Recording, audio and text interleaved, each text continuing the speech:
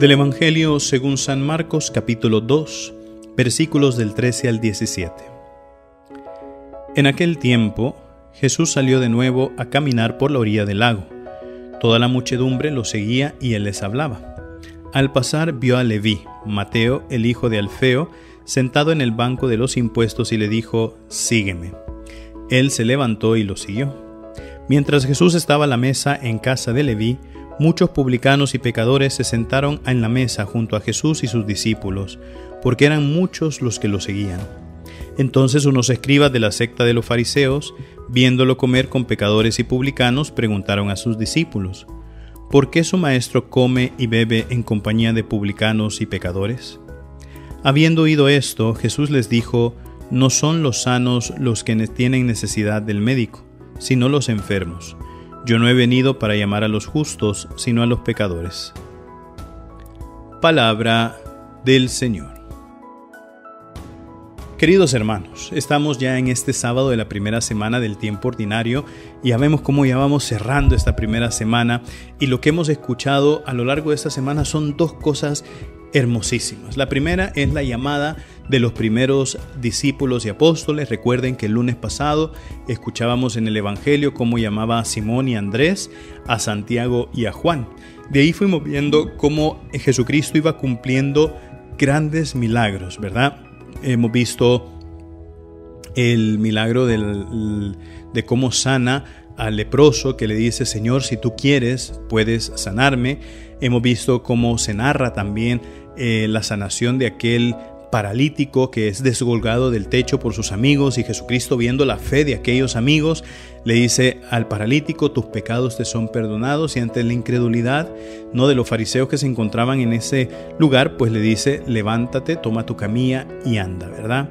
Y el día de hoy pues acabamos de escuchar esta llamada de San Mateo, ¿verdad? Y entonces vemos esas dos cosas: la llamada de Jesús, el consuelo, la compasión y la misericordia del Señor para sanar a los enfermos. Y esto, queridos hermanos, es hermosísimo. ¿Por qué? Porque al final nosotros vemos siempre esa cercanía de Dios en todo momento. Recordemos que este año lo estamos dedicando a la esperanza, una virtud que nosotros las tenemos que trabajar al ver la acción de Dios en nuestra vida.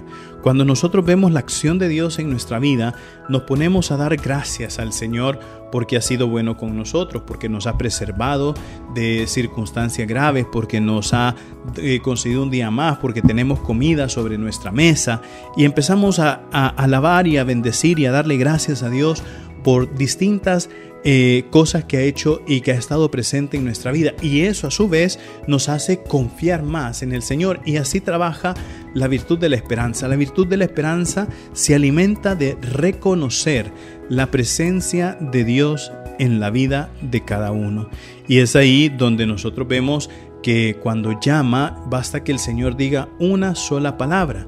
¿Por qué? Porque cuando nosotros reconocemos la presencia de Dios en nuestra vida y nos alegra saber de que el Señor nos bendice, que el Señor nos cuida, que el Señor nos guarda, que el Señor nos alimenta, que el Señor nos preserva del mal, entonces, claro, que se ponga su ojo en mí y se fije en mí y me llame por mi nombre y me diga: sígueme. ¿Cómo no querer hacerlo, queridos hermanos? Pero ahí está. San Mateo supo reconocer quién era Jesús. ¿Por qué? Porque lo necesitaba. Y es ahí donde está esa clave para poder responderle con generosidad a Dios Todopoderoso. Todos nosotros podemos decir: yo le quiero responder al Señor cuando Él me llama. Pero pocos realmente responden, y responden con generosidad. ¿Por qué? Porque la generosidad no viene a raíz de la capacidad o de lo que yo pueda hacer por Dios, sino que la generosidad viene de una actitud de agradecimiento.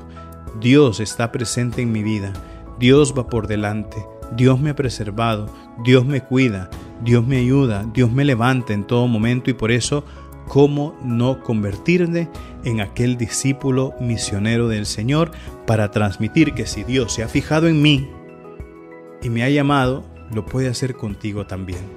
Recuerden, mis queridísimos hermanos, nosotros somos lo máximo para Cristo. Así sea.